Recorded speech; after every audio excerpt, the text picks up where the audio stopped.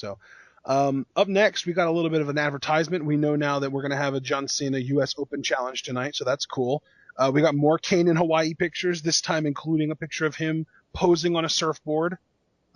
Just hilarious. And then to kind of continue with the authorities' cheesiness, we go to J&J Security at Wrigley Field, and they're just kind of looking at it and talking trash about it and literally saying that it's trashy and that this car, the Cadillac that they were in, probably costs more than that entire dump of a stadium. So, the biggest joke in this segment was the Chicago Cubs.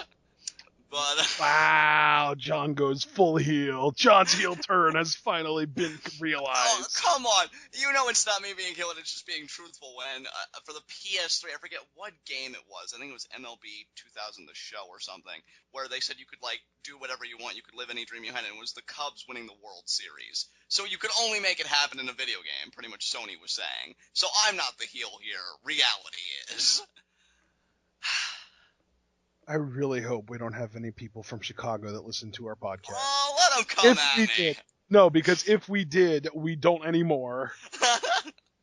Oh, please. You guys are killing hockey right now, and I'm pretty sure everything else. Baseball isn't that big of a loss. No, the Bears are in pretty bad shape, although they do have a new head coach, and that's going to be pretty decent.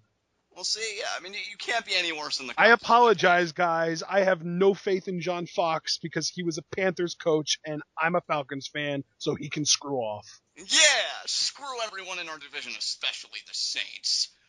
Sorry. No, John, you're so right. All right, let's... Any Saints fans listening to this, we appreciate your viewership, but your team blows. Yeah, it does. Wow, this is going to be one of the more interesting 12 hours, and we're not even done yet. We're not even halfway done yet. So do you know what happened next, John? I actually have a guess, but I want you to tell me. I want you to guess. Was it the Divas segment? It was! Yes! See, aren't you glad you guessed now? You actually look smart. I know! Oh, man, appearances really are deceiving. But yeah, we got Brie Bella versus Paige. I mean, what is there to say here? It was a pretty even match. It was one of those things where every time Paige started looking strong in the match, Nikki and Alicia Fox would interfere.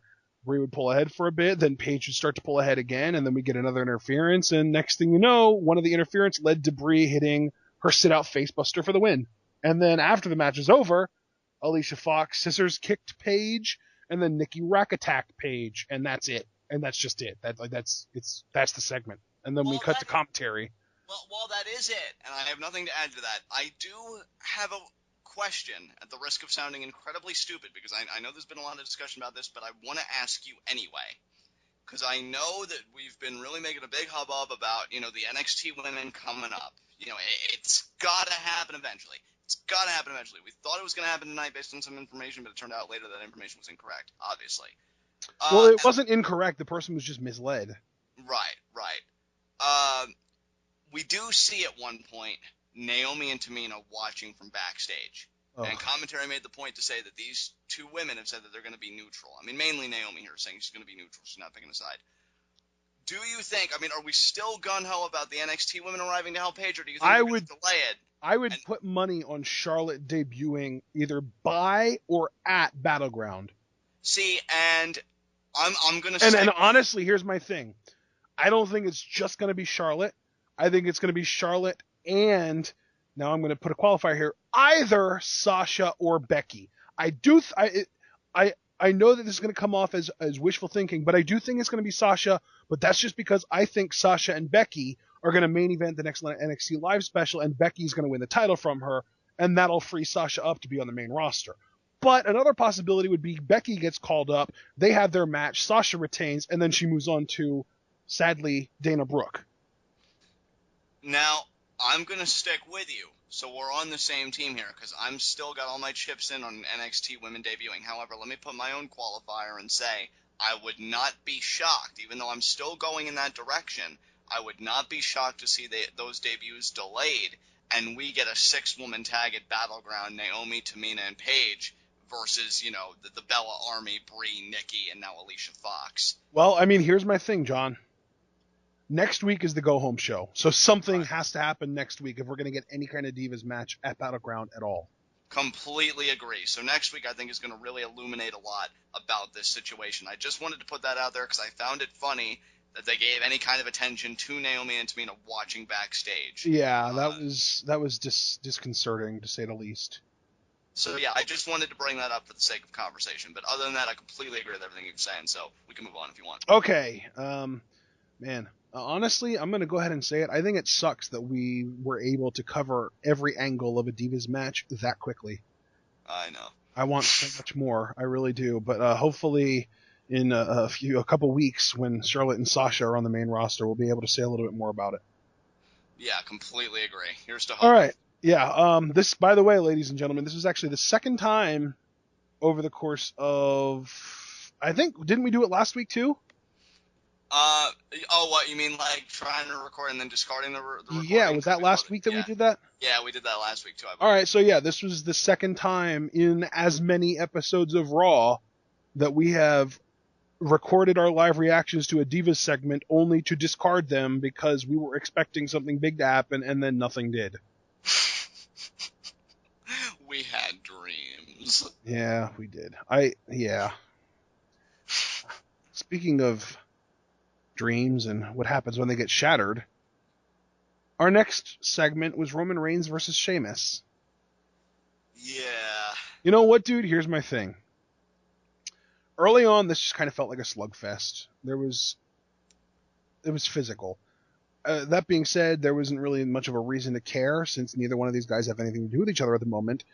And you could really tell that because the crowd started chanting JBL immediately before we went to a commercial. However, this is where I'm going to save it. When we got back from commercial, the crowd was chanting CM Punk. They were not happy with the match at all. But then, as we get back from the commercial break, I really started to get sucked into the match because, like, Sheamus at some point went for a top rope battering ram, I think it was, and Reigns just nailed him with a Superman punch. And yeah, like this match was starting to pick up, and then when that happened, it was like, okay, this is legit. And then Reigns starts getting like pumped up. He's going to do a spear, and just as the match was starting to really hit another gear, boom, Bray Wyatt jump scare. The match is basically over at this point. It looks like Wyatt's walking out. Reigns attacks him, but then he's pulling him up by the hair, and he pulls an entire wig off of him. And then the real Bray Wyatt shows up on the Tron, and he just does the old anyone but you, Roman, anyone but you. And then the lights come back on, and Sheamus is awarded the countout win. So I wanted to like this match. I started getting into it, and the WWE stopped me from being able to fully invest. I don't think I'm right there with you. And again, it's nothing against either guy. Like, Roman Reigns has definitely got his shine back for me, you know, where he And dude, here's my thing. They were in Chicago tonight. One of the top 3 or 4 smarky crowds in the country, and he didn't get booed. Yeah. And that's certainly No, I shouldn't say he didn't get booed. I should say he didn't get booed more than he got cheered. Right. There were clearly more cheers than boos. Even though, yes, when he went to cock his fist and do the Superman punch pose, there were some boos. And when he did the ooh, or when he was getting ready to do the ooh-ah for the spear, there were some boos, just people sick of his crap. But when he entered and when he hit most of his cool offense, like when he hit the Superman punch, there were no boos. The entire crowd cheered for that. But then he went to do the ooh-ah, and there were some very deep-voiced boos of angry male fans that don't like Roman Reigns. I think what it really comes down to is if you give these guys something interesting to do, not with each other or with Randy Orton or with frickin' Barrett or, you know, guys that they've worked with a billion times before, if you give them something new and interesting to do, the people are going to take to them. Specifically Reigns as a babyface. I still am convinced that the only reason people think Sheamus sucks is because they can't convince themselves that it's possible for them to actually dislike a heel. Right. Oh, man. Yeah, I mean, I'm pretty much, you echoed all my sentiments. I really can't add anything new to this discourse. I will say, as far as Bray Wyatt's concerned, I liked what he did here tonight. You know, I like that he kind of upped the ante a little bit by having a fake, you know, kind of dummy Wyatt, you know, come out to serve his purposes, only for Roman. Dummy Wyatt, I love that. And, you know, Sheamus gets the count-out victory. When I groaned again, though, was what happened when Sheamus was celebrating, Orton's music hits and he comes out. And don't get me wrong, I love me some Orton. I'm glad he's back. I just wish these guys weren't in a program with each other. And again, like, Are they though?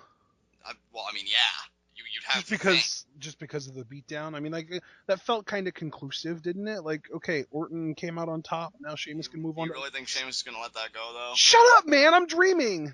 I mean, and me, I guess I'm still dreaming because another problem I had, even though I wouldn't want to classify it as a nitpicker here tonight, because then it just comes across as whiny. We didn't see Neville on tonight's show. And I'm still thinking to myself, every time Orton comes out, I'm sorry. I guess my brain just gotten wired that way. I'm just thinking, should have been Neville. Should have been Neville. Because I just don't see the purpose in these two locking it up. I see nothing that can really be gained from there.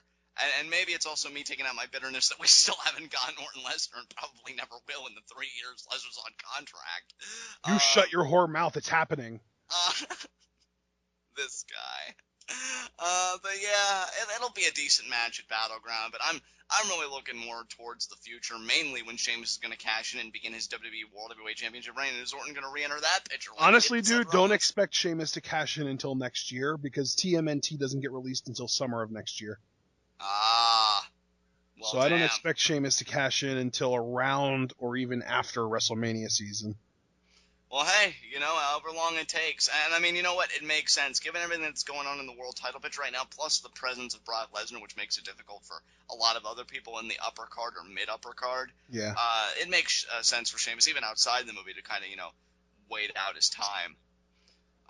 Yeah, nothing more to say than that. Just, nothing against these two guys. Maybe they'll put on a passable match at Battleground. I just want them to move on from each other because I like both guys and I'd like to see them do something different. So, you know what would make their match at Battleground interesting? If the briefcase was at stake? Oh, well, I mean, that I'm sure that would probably help add to the intrigue, too. But what I was going to say is just some kind of a stipulation. You know what we haven't gotten in a really long time? What's that? A really good Falls Count Anywhere match. There you go.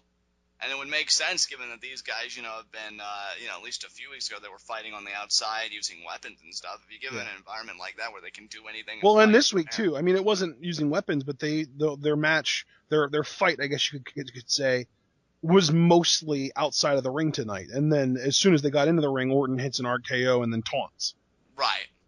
So, yeah, I want, and that's the thing too, is that like WWE loves to say like, oh, do you want a Falls Count Anywhere match, a no disqualification match, a no holds barred match, or a straight fight? And everyone's like, oh, they're the same thing. But the difference is, Falls Count Anywhere means you can pin the guy anywhere. And I want that kind of match between these guys. And that would make it really interesting. And that, honestly, I'll go ahead and say it. If these guys get a Falls Count Anywhere match, it would make it a potential match of the night. Definitely. Yeah, I you know what? It's funny because I don't want to give up on these two guys. I feel like they have a good match in them. I really do. I think WWE must feel the same way. Otherwise, they wouldn't keep putting these guys together. Yeah, it's almost like with Vince's fascination with Bryan and Sheamus. Exactly. Like, no, Sheamus, you're allowed to feud with two people, Daniel Bryan and Roman Reigns, and Randy Orton, and that is it. No one else. We're gonna squeeze an amazing match out of you between one of these guys, I promise. But Vince, Cena's never beaten me one-on-one. That could make for an interesting. I said Bryan and Orton, damn it. Wait, seriously? Yeah, Cena's never beaten Sheamus one-on-one. Really? Are you sure? Like, you've done your research. I'm pretty positive when I'm recollecting the record between these two. Yeah, Cena has never beaten Sheamus one-on-one. And by beating, maybe I should qualify and say that he's never pinned or submitted Sheamus. But yeah, they have that kind of history. That's why I wouldn't even mind if they revisited that feud down the road. Because at least in the back of our minds, even though WWE never depends on their fans to remember anything, we know that Sheamus is actually a legitimate threat. But yeah, he's stuck with Orton instead, and it's whatever. So, Well, holy crap! I did not realize. Like, that's a crazy random fact. Indeed. All right, so what came after this, brother?